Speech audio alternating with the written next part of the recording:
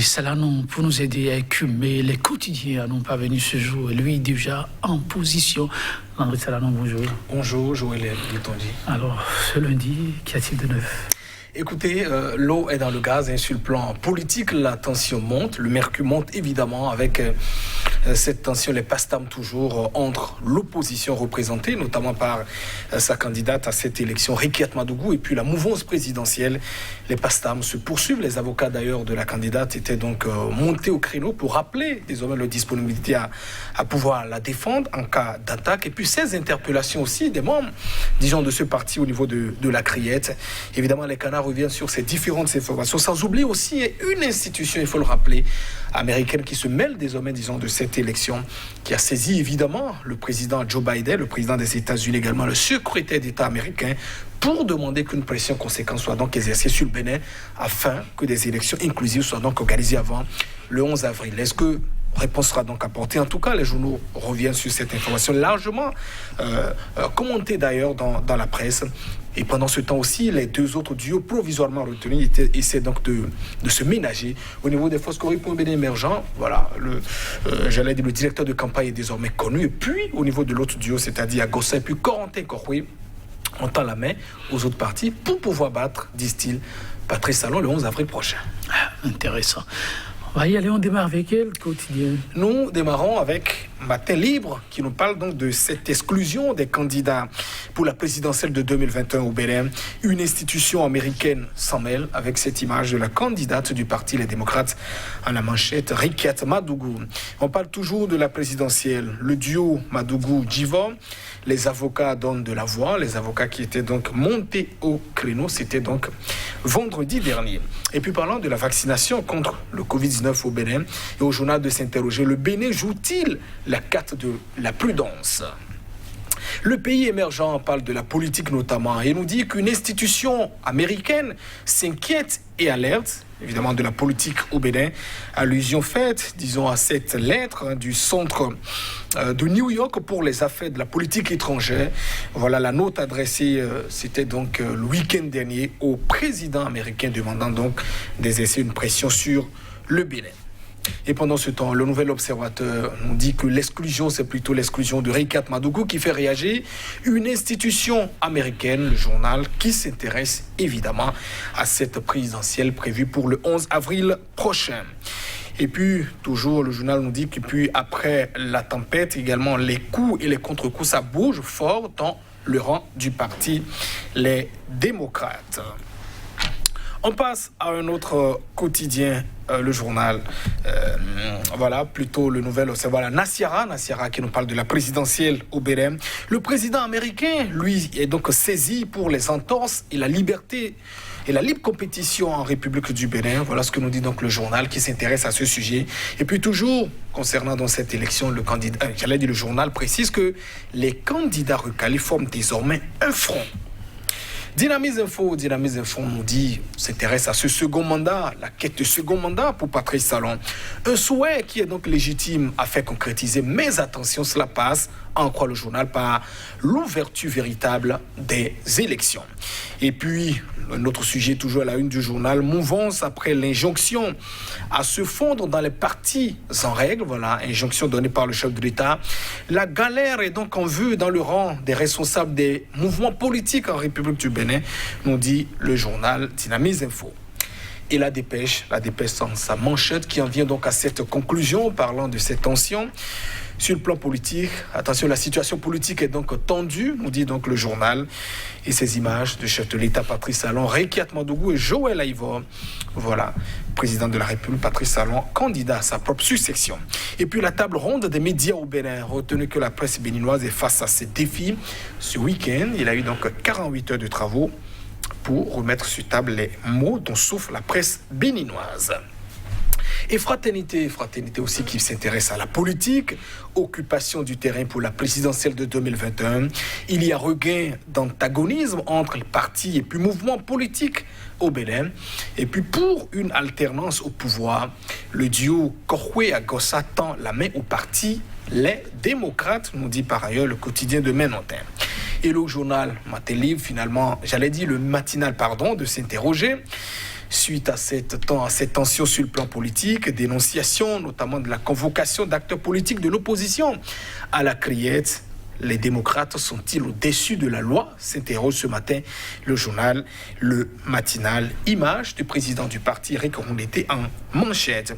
Retenez par ailleurs qu'après l'examen clinique des candidats à l'élection présidentielle, le Collège des médecins dépose son rapport. Et l'Eco-Info qui parle de l'opposition ce matin. Le journal nous dit que pas à pas, Patrice Talon a donc déroulé son plan de conservation de pouvoir. Et au journal de s'exclamer, les opposants béninois semblent avoir atteint la limite à leur attitude consistant à faire prévaloir ironiquement tout, sauf du réel, hélas. Aujourd'hui, selon le journal, force est donc de reconnaître que les véritables alliés de Patrice Talon sont tapis dans l'opposition. En tout cas, une alerte que donne le journal.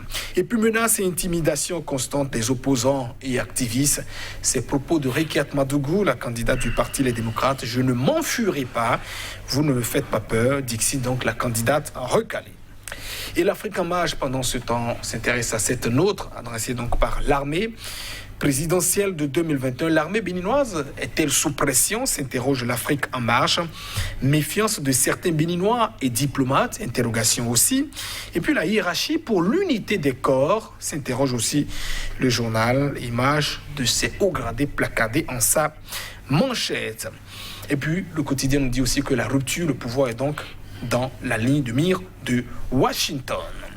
Le quotidien Libération s'intéresse toujours à la présidentielle d'avril prochain. Retenez que le rapport de la visite médicale des candidats est désormais disponible. Voilà ce que nous dit donc le journal Libération. Et on finit avec Point Média. Point Média qui revient sur ces différents recours rejetés par la Cour constitutionnelle. Et au journal de s'interroger, la Cour constitutionnelle a-t-elle raté le coach? Et puis autre information, pour la défense de la Constitution du 11 décembre 90, Madame Afo Djobo et puis le groupe national de contact écrivent au chef d'état-major de l'armée générale. Merci à vous, Landry Salanon. Nous allons commencer avec la dépêche qui nous annonce à sa manchette la situation sociopolitique reste plus tendue. Oui, ça bouge d'ailleurs, ça devient de plus en plus tendu. On le voit depuis ces réponses, la publication provisoire des listes des candidats retenus par la Commission électorale nationale autonome. 17 candidats, il faut le rappeler, recalés, rejetés pour le moment provisoirement en attendant la décision de la Cour qui doit intervenir soit ce lundi ou bien au plus tard demain, 23 février, selon en tout cas le calendrier dressé par la Commission électorale nationale autonome. Deux autres actes importants ce week-end. D'abord, cette conférence de presse des avocats, de la candidate des partis les démocrates, Maître Kato Atita, et l'un de ses confrères était donc monté au créneau pour rappeler désormais leur disponibilité à se mettre, en tout cas, devant le public et défendre les intérêts de leur candidate, leur cliente, contre toutes les attaques dont elle ferait évidemment face. Autre fait majeur aussi, nous avons eu tout de même aussi la convocation des partis, de certains membres du parti Les Démocrates. Le vice-président Nourenou Achadi également, le trésorier général du parti, il s'agit de Justin Adjovi, ont été donc convoqués par la criette. C'était donc vendredi dernier, de 9h, de 9h, c'est pratiquement 21h qu'ils ont donc été reçus finalement. On leur aurait parlé, d'une somme d'argent qu'un opérateur économique leur aurait donc promis 100 millions selon les chiffres évoqués. Ils auraient donc reçu la moitié. Voilà, le parti a donc réagi à ces allégations qui, en tout cas, selon ces résultats, ne tiennent pas du tout. Ce sont des manœuvres d'intimidation, simplement conclut les responsables du parti qui mettent en garde le pouvoir. Et puis un autre acteur toujours convoqué, il s'agit du coordonnateur des activités de Rekiat Madougou, lui, qui ce lundi est donc aussi au niveau de la criette, la Cour de répression des infractions économiques et du terrorisme aussi, pour affaire le concernant. La suite, sans doute, sera donc révélée dans les journaux. Et puis, troisième acte, je vois l'étoile qui a été donc posée, c'est cette note adressée par le Centre de New York pour les affaires de la politique étrangère. Voilà, un centre qui a donc adressé une note au président Joe Biden, également au secrétaire d'État américain, pour se préoccuper de la situation politique au Bénin. Il est révélé dans la note adressée notamment que la démocratie est donc en net recul au Bénin, avec le rejet notamment de la candidature, du duo du parti Les Démocrates, dont l'accent était donc focalisé sur Riek Madougou en tout cas. Et j'allais dire à cette institution de conclure, attention, si rien n'est fait, c'est-à-dire que d'ailleurs la demande qui est donc formellement évoquée, c'est de demander au président américain de mettre suffisamment de pression sur les gouvernants béninois afin qu'une assise soit donc organisée aussi, un dialogue avant, attention, l'élection du 11 avril prochain. Alors en attendant donc la réponse conclut donc les responsables de cette institution. Si rien n'est fait jusqu'à cette élection, nous craignons qu'il y ait donc une violence alors que le Bénin, qui est donc pionnier de la démocratie dans ces régions, donc on crée une certaine déstabilisation de la région ouest africaine. Évidemment une région qui est donc une région de prédilection pour beaucoup d'États. Alors ce sont des faits, c'est-à-dire ce sont des alertes que nous essayons donc d'émettre depuis plusieurs jours.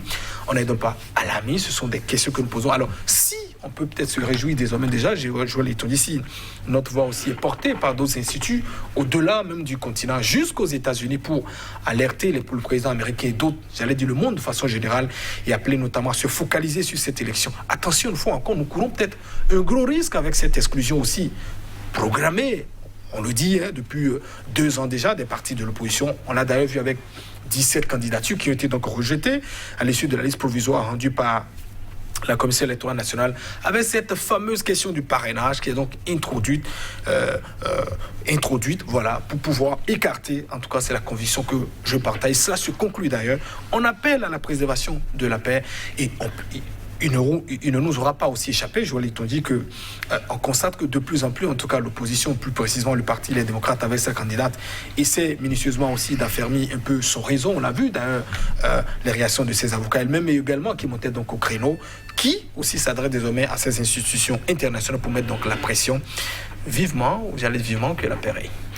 Vivement, Landry Salanon. Chers téléspectateurs, oui, on s'en arrête là, mais on se retrouve demain.